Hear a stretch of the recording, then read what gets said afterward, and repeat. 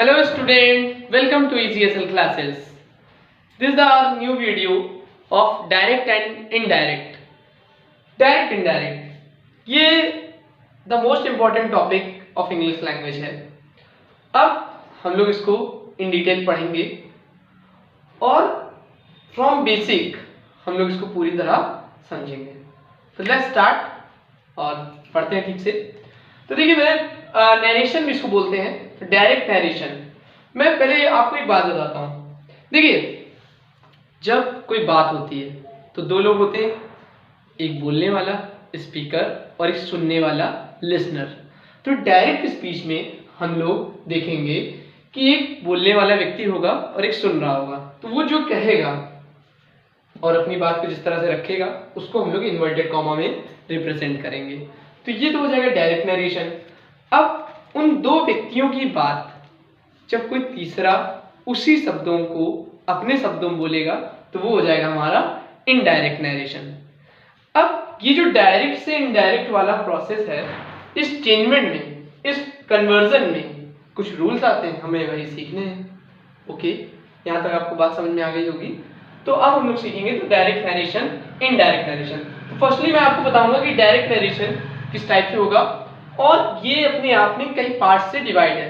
तो आपको यहाँ पे मैंने एक सेंटेंस लिखा है, the teacher said to Mohan. आप यहाँ देख सकते हो ये जो आगे वाला हिस्सा है इसको हम लोग बोलेंगे रिपोर्टेड वर्ब. ओके, इस हिस्से को हम लोग बोलेंगे रिपोर्टेड वर्ब, जहां पे स्पीकर अपनी बात कह रहा है. अब इसमें बात कही क्या है ये समझ में. तो यहाँ स्पीकर के द्वारा कही गई बात यह है कि यू आर माई स्टूडेंट. तो इस वाले हिस्से को हम लोग बोलेंगे रिपोर्टेड स्पीच. तो ये तो हो गए इसके दोनों पार्ट्स. आपको ये बात क्लियर हो गई होगी. अब यहां पर भी एक चीज हम लोग नोटिस करेंगे कि रिपोर्टेड वर्ब में भी पार्ट्स हैं. रिपोर्टेड वर्ब में भी पार्ट्स हैं जहां पे आपको सब्जेक्ट ऑब्जेक्ट मिलेगा. ओके, ये हो गई क्लियर बात. ठीक है, तो अब समझेंगे. अब यहां देखिए सेंटेंस जो है द टीचर मींस ये जो द टीचर है यही तो स्पीकर है, यानी इस समय ये बात कह कौन रहा है, द टीचर.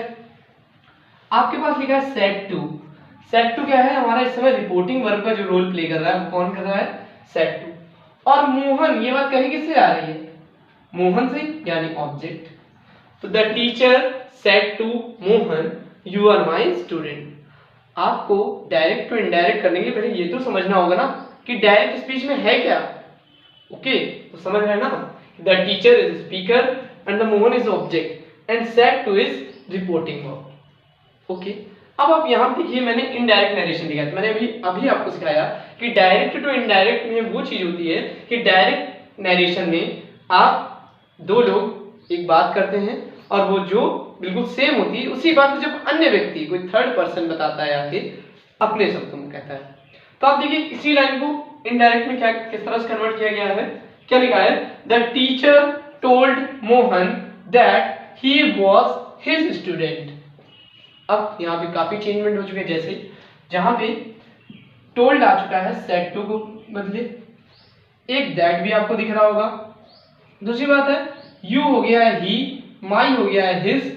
ऐसे कुछ चेंजमेंट हुए हैं. ये चेंजमेंट अलग अलग तरह से हैं तो हमें ये भी समझना है. यहाँ पे आप देखिए said two is converted into told, comma and inverted comma is converted into that, you converted in he and my converted into his. तो डायरेक्ट से बनाया इनडायरेक्ट, इसके कुछ कॉमन रूल्स हैं वो हम लोग समझेंगे. लेकिन मैं यहाँ आपको एक बात बताऊंगा, यहाँ पे that as a connective word use किया गया है. ही और his according to pronoun change हुए हैं. और यहाँ पर तो आपको ये चीज सीखने मिली, तीन चीजें यहाँ चेंजमेंट हो रहे हैं. एक रिपोर्टिंग वर्ब में, एक as a connective word, connective word means conjunction जिससे आप दो सेंटेंस को ऐड कर सकते हो, और एक प्रोनाउन चेंज. तो इन डिटेल पहले हम इन चीजों को समझेंगे कि डायरेक्ट टू इनडायरेक्ट में. ओके, देखते हैं आगे. अब आगे हम लोग कुछ रूल्स पढ़ेंगे जिनसे हम चेंजमेंट कर सकते हैं. ठीक है, मैंने यहाँ 3 स्टेप्स लिखे हैं. आपको सीखना है changing the pronoun, changing the according to tense and changing the words showing nearness. अगर आप इन तीनों चीजों को सीख लेते हैं तो आपके लिए काफी आसान हो जाएगा. जिनमें से बच्चों को सबसे टफेस्ट लगता है प्रोनाउन में चेंज करना. तो उसके लिए सिंपल सा वे है आप देखिए मैंने यहाँ लिखा हुआ सन पॉन 1 2 3, इसका मीन क्या हुआ इसे समझते हैं। देखिए आपको करना ही क्या है, यहाँ लिखा है एस और ये लिखा है 1, इसका मतलब होगा जो सब्जेक्ट होगा वो किसके अकॉर्डिंग चेंज होगा, हमेशा फर्स्ट पर्सन के अकॉर्डिंग। ओके, इसके बाद ऑब्जेक्ट होगा वो हमेशा किसके अकॉर्डिंग चेंज होगा, सेकेंड पर्सन के अकॉर्डिंग। और जो नॉमिनेटिव केस होगा, जो नेमिंग वर्ड्स होंगे वो थर्ड पर्सन के अकॉर्डिंग चेंज होंगे। तो यहाँ देखिए मैंने कुछ एग्जांपल्स दिए हैं, ठीक है ना, तीनों के लिए एक एक एग्जांपल है, आप उससे इस बात को क्लियर करेंगे। जैसे यहाँ लिखा है she said I am reading my book, ये यहाँ पे करेक्शन है, हर होगा तो हो जाएगा she said I am reading my book, उसने कहा। तो शी सैड दैट शी, तो यहाँ देखिए फर्स्ट पर्सन चेंज हो गया ना according to subject, first person I था तो आई किसके अकॉर्डिंग चेंज हो गया, सब्जेक्ट अकॉर्डिंग, तो हो गया सी, तो गया सी सैड आई। अभी हम लोग सिर्फ प्रोनाउन चेंज सीख रहे हैं, बाकी और चेंजेस सिखाऊंगा तो भी हम लोग देखेंगे। यहाँ पे आप देखो माई था, यहाँ क्या हो गया हर, सिमिलरली।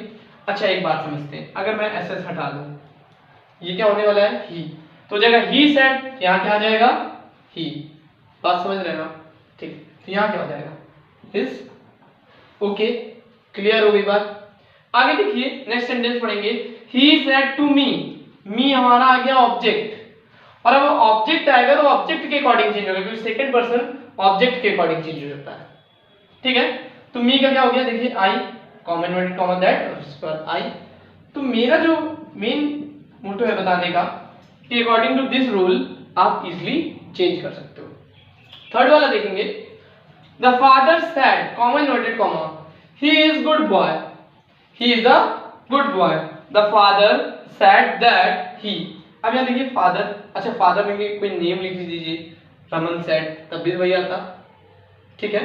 तो according to this rule change हो जाता। अच्छा तो मेरे हिसाब से आप इस बात को समझ गए होंगे। अगर आप नहीं भी समझ पाए तो उसके लिए भी एक रूल है, एक सिंपल सा रूल है। आपको करना ये है, डायरेक्ट स्पीच में दी हुई लाइन को अपने हिसाब से ट्रांसलेट करना है और आप अपने हिसाब से ही बनाएंगे तो भी लाइन क्लियर हो जाएगी। जैसे देखिए he said comma inverted comma I am reading my book, अच्छा ही पहले शी था ना, पहले सी करते हैं। शी सैड लो उसने कहा, सी से आपको क्लियर हो रहा है कि वो गर्ल है, फीमेल है। सी सैड आई एम रीडिंग मतलब बुक पढ़ कौन रहा है, उसने कहा वही पढ़ रही है, इसका मतलब है सी सैड दैट, तो यहाँ पे भी सी ही आएगा। तो आप थोड़ा सा मीन निकालोगे तो आपको खुद क्लियर हो जाएगा, ठीक है। बाकी आप इस रूल के से आप इजिली बना सकते हो। इसके बाद आगे बढ़ते हैं नेक्स्ट पे, चेंजिंग द टेंस रूल। तो आगे अब हम लोग देखेंगे अकॉर्डिंग टू टेंसेस में क्या क्या चेंजमेंट होता है। तो यहाँ मैंने एक टेबल बनाई है, तो आप इस टेबल को पॉज करके जरूर लिख लीजिएगा। दूसरी बात है मैं इस टेबल को समझा दे रहा हूँ, आपको और ज्यादा इजी लगेगी। प्रेजेंट इंडेफिनिट पास्ट इंडेफिनिट में चेंज हो रहा है, प्रेजेंट कॉन्टिन्यूअस पास्ट कॉन्टिन्यूअस में, इस तरह से ये टेबल पूरी लिखी हुई है। आप देखोगे इसको ध्यान से, यहाँ तक तो आप देखो सीधे सीधे चेंजमेंट है प्रेजेंट के सारे पास्ट में, उसके बाद पास्ट इंडेफिनिट पास्ट परफेक्ट में, past continuous past perfect continuous में, पास्ट परफेक्ट और पास्ट परफेक्ट कॉन्टिन्यूअस में मैंने क्रॉस लगाया है, मींस इन दोनों का कोई चेंजमेंट नहीं होता, नो चेंजमेंट, वही का वही रहेगा। अच्छा यहाँ मैंने क्या लिखा, ब्रैकेट लिखा है ऑल वर्ड इसलिए लिखा है कि फ्यूचर के चारों ही टेंसेस में जो विल शैल आता है वो किसमें सीधे कन्वर्ट हो जाता है, वुड या शुड में, ओके, और कोई चेंज नहीं होता। इसके अलावा कैन और में ये मोडाल्स होते हैं जो सीधे सीधे कुड और माइट में कन्वर्ट होंगे और is am are was were में। तो ये एक सिंपल सी टेबल है, आपको इजीली लर्न भी हो जाएगी। मैं आपको एक शॉर्टकट बताता हूँ, आप बहुत ध्यान से देखो, यहाँ से यहाँ तक प्रेजेंट लिखा है ना, और प्रेजेंट की आप ऐसे याद रखो कि प्रेजेंट की चारों चीजें पास्ट में आ जाती हैं, ठीक है। तो प्रेजेंट कहाँ जाएगा, पास्ट में, आधे रूल तो आपके ऐसे ही खत्म। फ्यूचर में सिर्फ विल शैल को आपको याद रखना है। और यहाँ पे एक और बात बताता हूँ, पास्ट की दोनों ही चीजें परफेक्ट में आ जाती हैं। अगर पास्ट का इंडेफिनिट है तो पास्ट परफेक्ट में, और पास्ट का कॉन्टिन्यूअस है तो परफेक्ट कॉन्टिन्यूअस में, ओके। तो आपको ये इजिली लर्न हो जाएगी, ठीक है। देखते हैं एक इसका और भी रूल है, वो भी समझते हैं। नेक्स्ट रूल ये है कि यहां मैंने लिखा है, देखिए पढ़िए, no change in the verb of reported speech if reported verb of direct speech in present tense और फ्यूचर टेंस। आपको रिपोर्टेड वर्ब मैंने स्टार्टिंग में ही बता दिया था। तो आप रिपोर्टेड वर्ब देखोगे, यहाँ क्या लिखा है सेज और यहाँ क्या लिखा है विल से। ये है प्रेजेंट की और ये है फ्यूचर की। तो अगर आपको याद रखना है कि रिपोर्टेड वर्ब में प्रेजेंट की या फ्यूचर की हेल्पिंग वर्ब आ जाए तो आपको कैसे करना है, नो चेंज। आपको रिपोर्टेड स्पीच में कोई भी चेंज नहीं करना है। रिपोर्टेड नो चेंज करना है वर्ब ऑफ रिपोर्टेड स्पीच, यानी वर्ब में आपको किसी भी प्रकार का चेंजमेंट नहीं करना है। तो जरा देखते हैं बेटा, द जज says I shall punish the criminal. मैंने जो रूल बताया, according to this rule the जज सेज दैट, कमेंट कॉमा ठीक है ना, आई ही चेंज होगा, ही विल यहाँ हो जाएगा शैल का विल, क्योंकि एक साथ शैल लगता है, ही साथ विल लगेगा। बाकी देखिए कोई चेंजमेंट नहीं हुआ, आप देख रहे हैं। सिमिलरली आप नीचे भी देखोगे तो यहाँ पर भी किसी भी प्रकार का चेंजमेंट नहीं हुआ। तो बेसिकली आपको ये रूल लर्न रखना है कि अगर रिपोर्टेड वर्ब में प्रेजेंट या फ्यूचर की हेल्पिंग वर्ब आ जाती है तो आपको कोई भी चेंजमेंट नहीं करना है। ओके, देखते हैं नेक्स्ट रूल। एक रूल और बचा है टेंसेस वाला, वो भी समझ लेते हैं। यहाँ देखिए मैंने 3 चीज लिखी, universal truth, habit related and proverb. अगर प्रेजेंट टेंस के सेंस में ये तीनों ही चीजें आती हैं तो वहां पे आपको नो चेंज करना है। देखते हैं example, he said comma inverted comma honesty is the best policy. यहाँ देखिए डायरेक्ट दैट लगाया गया और सेम वही लिख दिया गया। तो देखिए he said that honesty is the best policy. अब यहाँ पे आपको ये नहीं करना कि इसका इस्तेमाल से वाज वर्ब लगा दें। ओके, नेक्स्ट देखिए, our teacher said the earth pulls, pulls लिखा है ना, means present everything towards it, तो हो जाएगा our teacher said that the earth pulls everything towards it. Okay, means ये है कि अगर आप यूनिवर्सल ट्रुथ, हैबिट या प्रोवर्ब जो कि प्रेजेंट टेंस के अंतर्गत आती है तो आप इसमें चेंजमेंट नहीं करोगे। ओके, एक और छोटा सा रूल है कि अगर आपके पास कोई हिस्टोरिकल ट्रुथ है, कोई इवेंट की बात है जो कि पास्ट को इंडिकेट कर रहा है तो वहां पे भी आप नो चेंज करोगे। ओके, तो इसमें क्या है, एक एग्जांपल इसमें मैंने लिया हुआ है, the teacher said comma inverted comma Gandhi ji died on 13 January 1948। इसका क्या होगा, द टीचर सेड वही का वही रहेगा, फिर कॉमा इन्वर्टेड कॉमा हट के दैट और सेम डिक्टो आपको वही उतार देना। ओके, क्लियर हो गई बात आपको, ये भी आपको लर्न रखना है, ठीक है। तो सबसे पहले हम लोगों ने सीखा changing the pronoun, then changing the tense. अच्छा, टेंस में आपको एक बात बता दूं, जिसको भी टेंस नहीं आता हो तो मैंने लिंक डिस्क्रिप्शन में दिया हुआ है, आप टेंस जरूर पढ़ लें, क्योंकि टेंस पढ़ने के बाद डायरेक्ट इनडायरेक्ट आपको बहुत इजीली समझ में आएगा। ओके, मोस्टली टेंस पे ही बेस्ड है। इसके अलावा changing the words showing nearness, उसके लिए मैंने एक और टेबल आपके सामने दी है, आप इससे भी अपने पास नोट कर सकते हैं।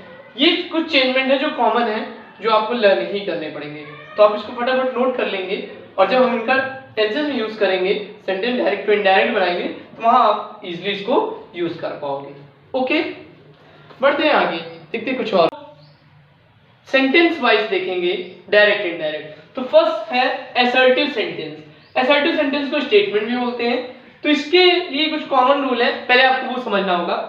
से होगा तो से में ही रहेगा, से टू होगा तो वो टेल में कन्वर्ट हो जाएगा। इसी तरह से सेड सेड में रहेगा, instead two is converted into told. Comma and inverted comma को हटा के हम लोग हमेशा दैट लगाएंगे। एग्जांपल्स करेंगे, the teacher said to the principal Rajesh is a brilliant boy. अब ये है रिपोर्टेड स्पीच और ये है रिपोर्टेड वर्ब, मैंने स्टार्टिंग में हर चीज क्लियर कराई थी। अब यहां देखिए, द टीचर सेड टू क्या हो गया, told the principal that Rajesh, इसका हो जाएगा वाज, लास्ट में लिखा है ना, इज हमारा का was a brilliant boy. Okay, next पढ़ेंगे, the milkman says my cow does not give much milk. अच्छा, अभी मैंने इसके पहले एक रूल बताया था सेज और विल से वाला, जिसमें मैंने बताया था फ्यूचर या प्रेजेंट में रिपोर्टेड वर्ब रहती है तो यहाँ पे कोई चेंज नहीं होता है टेंसेस में, ठीक है ना, वर्ब की टेंस में कोई चेंज नहीं होता। तो अब यहाँ पे आप देखिए, the milkman says my cow does not give much milk, the milkman says है ना, दैट लगा के आपको सीधे लिखना है। अब जो प्रोनाउन चेंजेस वो होंगे, लेकिन डज नॉट को आप डिड नॉट नहीं करेंगे, क्योंकि बहुत लोग सोच रहे होंगे सर यहाँ पे डज नॉट है, डज नॉट प्रेजेंट में आता है, तो प्रेजेंट इंडेफिनिट कन्वर्ट हो जाए पास्ट इंडेफिनिट में, तो वो यहाँ पे डज नॉट का डिड नॉट क्यों नहीं हुआ? तो डज नॉट का डिड नॉट इसलिए नहीं हुआ क्योंकि यहाँ पे क्या लगा है? सेज। तो ये चीज मैंने अभी पिछले रूल में क्लियर कराई थी ना, तो मेरे हिसाब से आप बात समझ गए होंगे। ओके, ठीक है ना। अब हम लोगों ने पढ़ा असर्टिव। अच्छा, आप यहाँ पे एक और चीज है, असर्टिव का मतलब होता है simple affirmative sentences and negative. तो ये वाला अफर्मेटिव हो गया और ये आपका नेगेटिव भी हो गया। ओके, अब इंट्रोगेटिव, इंपरेटिव, ऑप्टेटिव और एक्सक्लेमेटरी सेंटेंसेस, ये सभी भी हम पढ़ेंगे और भी नेक्स्ट वीडियो में देखेंगे जल्दी पार्ट 2 में। तो तब तक आप अपना पढ़िए और क्लास को कंटिन्यू करेंगे जल्दी। Take care, bye bye, and channel को सब्सक्राइब कीजिए, अपने फ्रेंड्स में शेयर कीजिए।